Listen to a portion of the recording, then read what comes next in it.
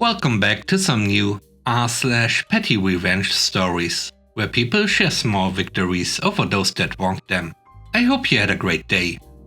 The first story is called The Boss's Boss. I live in a low-income apartment complex that is part of a housing organization that owns over 500 units in over 20 complexes in my area. The property managers have been running wild since 2020. The manager of that department is related to 3 of her direct employees and is an awful person.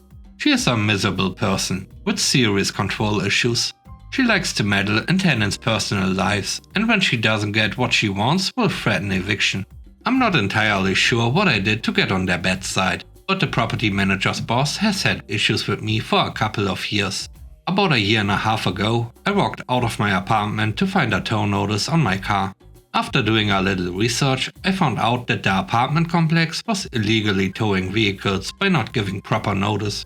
I reached out to a friend in tears, and she reached out to some local city officials, and I was able to save my car from being towed. This just infuriated the boss even more. She made it her goal to invade my personal life for her weird jollies. So I got together with some other tenants, and officially started taking steps to begin a tenant union. About 4 months into my efforts, I found out that I was seriously ill, but was able to be treated with surgery. I also had a very traumatic event happen in my home that required biohazard cleanup. Because of these events, I had to step back from organizing tenants. I have been told by a former employee that the property manager was happy that I was incapable of continuing my organization efforts because of my health issues. After I stepped down, someone else took on a leadership role, and they were able to get community members to come together and start a coup. We rolled into the annual meeting, where board elections are held 30 deep. We were able to get myself and a few other tenants elected to the board that night. The board is the organization's director's boss. I just sent off an email to the director chair and co-chair, detailing how property management is committing fraud.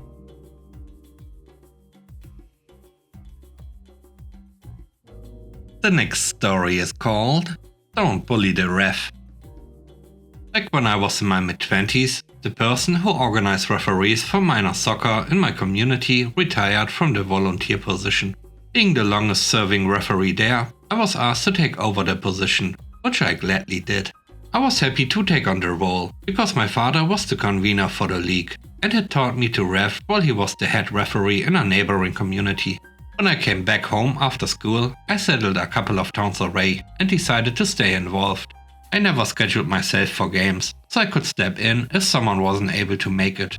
The result was that most weeknights from May to August I would be at the local pitches, just a block from my house. Aside from being on site in case of an emergency, this also allowed me to guide newer referees if they ran into trouble. One such night I was watching 2 games being played. One was a U12 match, 10 and 11-year-old players, refereed by a 17-year-old young lady we will call Nikki. She had just started as a referee. It was a muddy night, so she was calling a tight game so as to not encourage reckless play, as is taught at every reffing certification I've ever been to. One of the visiting coaches, let's call him Coach Chad, felt she was calling too much and being too by the book, and yelled at her through the entire first half of the game. Nikki saw me at halftime and came to ask if she was doing okay. Since she started, I told her that referees aren't perfect, but it's important to be confident in your calls regardless. I also told her that the pitch is her responsibility and she can remove anyone, especially coaches, for being disrespectful. The second half started with Coach Chad back yelling, until at a stoppage, Nikki reminded him it was a game for kids and she didn't want to have to ask him to leave. Coach Chad didn't take kindly to that and then made the mistake of entering the field to challenge Nikki. After seeing the worst from parents through reffing for a decade, I had no interest in losing another referee to this kind of abuse or seeing the situation get worse. So I slapped my badge on and walked across the field. Also, where I am, entering the field is the equivalent of walking on the ice during a hockey game to talk to the ref. It's not done. Coach Chad, who had no idea who I was, looked relieved to have me walking across the field. I asked what was going on. She doesn't know what she's doing. Nikki tried to respond, but he immediately talked over her. She won't let the kids just play the game. She calls every small infraction. I want her reported. At this point I was furious, because Nikki was a good ref and was keeping the game safe and calling the advantage properly. Coach Chad just didn't like his team having to follow the rules. I explained to Nikki I'd chat with her in a moment and gave Coach Chad the contact information and name of the head referee, me. Then I told him to call after the game, as the head referee was busy until then. He walked away happy. I then told Nikki to keep going as she had, as Coach Chad just thought he could bully her due to her age. I grabbed my gear and sat right between Coach Chad and the parents of both teams, and filled out my part of an incident report for the league while the game went ahead. Either the exchange or my presence had a calming impact on Coach Chad. Sure enough, as soon as the game had ended, Coach Chad came over to the stands, got his phone and started to make a phone call. My cell in my bag rang and I answered it while walking over to him. He started BSing about the game and Nikki, until he heard me in stereo as I came up beside him. He was angry, telling me I was going to be sorry when the real head referee found out what I'd done. At this point, the home coach came over to see what was going on. Chad asked him who the head ref was. The home coach looked puzzled and pointed at me. Some of the home team parents started snickering. I smiled, taking my opportunity to go on the offensive. I said that if he ever treated a perfectly capable referee that way he did that night again, I'd know, because the refs in the league across all the centers keep in touch. I then told him to leave my pitch.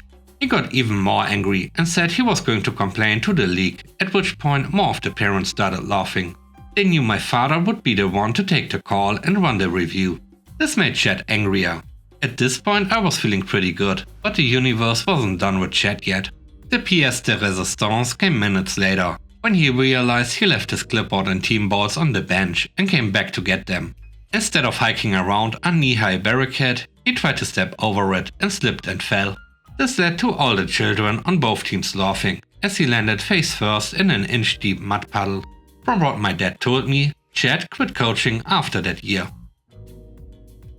The third story is called Refusing Entry. My granddad used to own a piece of land next to a horse track. Their land almost surrounded my granddad's, except for him having access to a heavily trafficked public road. The racetrack was laid out in such a way that their exercise track was placed north of my granddad's land, while the main track with a stadium was placed to the south. Way back when the racetrack was built, they had asked my granddad if they could transport their horses across his land. There was already a maintenance road in place, and as they only moved their horses, he didn't really mind, as they all supported the local village. As a small thank you for this, they allowed him and his guests to watch the races for free. Normally it costs around $5, not that much, but it allowed him to take me and all my cousins to watch the horses for free. Anyhow, fast forward a couple of years and my granddad passed away. My mother, who inherited the land, tried to bring her grandchild, my niece, to the racetrack to see the horses just as my granddad used to do. At the counter, she is told that she has to pay for admission. Not really that big of a deal, as she thought that they didn't know that she now owned the land. Afterward, however, when she writes to the track to rectify the situation, they tell her that she won't be admission free, as it was a one-time deal they had struck with my granddad that now was off. Enter the petty revenge.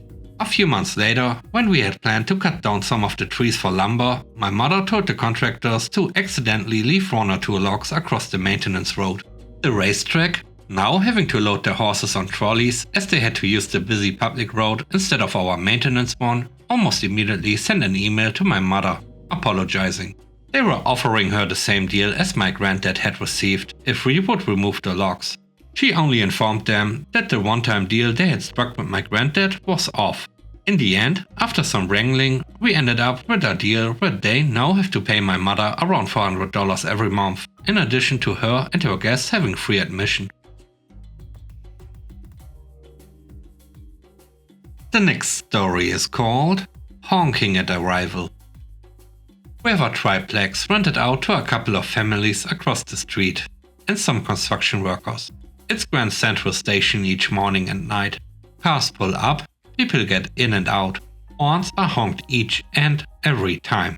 I think they use that address as our local drop-off and pick-up point. I've asked, I've yelled, I've called the city. Nothing worked. Today I was off work this afternoon and was sitting on my porch when the van started coming by. I grabbed my car keys, and every time someone honked, I'd set off the panic on my car alarm.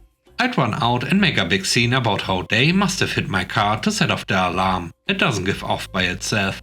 I would take pictures of both vehicles, license plate and driver too, and inspect my car for damage.